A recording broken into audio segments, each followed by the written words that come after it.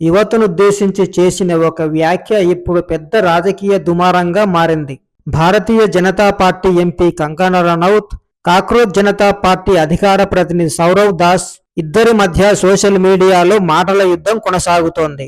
అసలు ఈ వివాదం ఎలా మొదలైంది, ఎవరు ఎవరికి కౌంటర్ ఇచ్చారు అన్నది ఈ వీడియోలో తెలుసుకుందాం.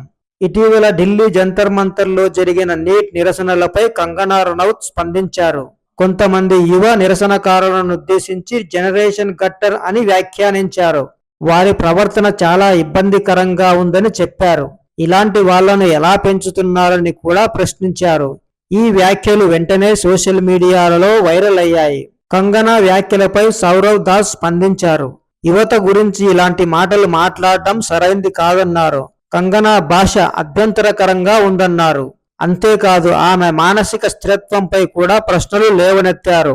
సౌరవ్ అక్కడితో ఆగలేదు. పార్లమెంటు సభ్యురాలిగా కంగనా పనితీరును కూడా ప్రశ్నించారు. ఆమె సొంత పార్టీ నేతలే ఆమెను సీరియస్ గా తీసుకోవడం లేదని చెప్పారు. ప్రస్తుతం ఉద్యమం ద్వారా పేరు సంపాదించుకోవాలని చూస్తున్నారని ఆరోపించారు. ఈ విమర్శలకు కంగనా రనౌత్ ఇన్స్టాలోనే సమాధానం ఇచ్చారు. ముందుగా సౌరవ్ దాస్ వయసుపై వ్యాఖ్యానించారు.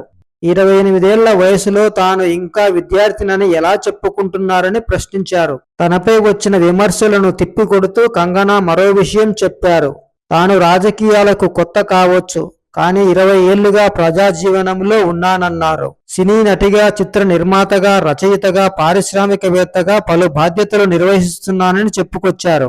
సౌరవ్నుద్దేశించి ముందు దేంట్లోనైనా నైపుణ్యం సంపాదించు అంటూ కంగనా ఘాటుగా స్పందించారు. అటు కంగనా వ్యాఖ్యలను ప్రతిపక్ష పార్టీలు కూడా తప్పుపట్టాయి.